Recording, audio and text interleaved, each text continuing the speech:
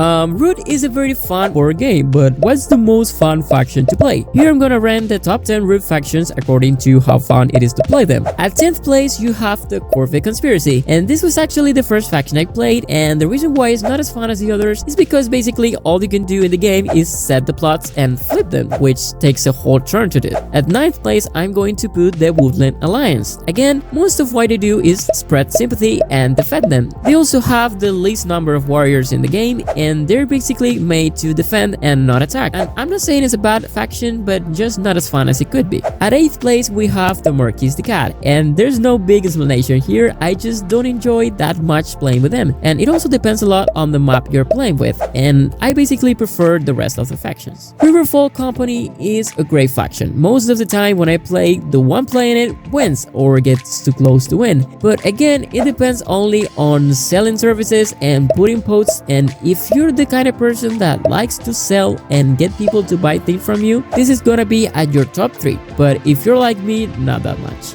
The Lizard Cult is one of my favorite factions actually, and I play them all the time, but I kinda understand why people don't like them that much. The fact that your person actions are restricted to the Outcast Nation, and that includes the part when you attack, can be a little not great, but I like them, and how can you say no to that face? So, Lord of the Hundreds, it's based on attacking, destroying, and being everywhere, and it gives you a lot of actions, but not that much variety. Underground Duchy is great. The whole minister system, having to know how to use the cards in your hand to do the best every turn is fun. Again, it is based on defending your buildings, but unlike the Woodland Alliance, you can also easily attack, and it is very easy to get new warriors and to dig to every part of the map. Keepers in Iron is the most complicated faction in the game when it comes to getting points, and having to think every turn how you're going to recover the relics, but also not lose cards, it's great, and it keeps you fully focused on your strategy. The Iris Dynasty is also very fun. It's the only faction in the game that loses points, and that happens when you fall into turmoil. So to avoid that, you always have to resolve the decree, and just thinking how you're gonna do it every turn is really fun and frustrating sometimes. And at first place, we have the Vagabon. This faction is different from any other faction in the game. I mean, you can get points by getting quests, by aiding people, removing pieces from a hostile faction, crafting and exploring, and having to think how to get items every turn and use them is again really fun. So yeah,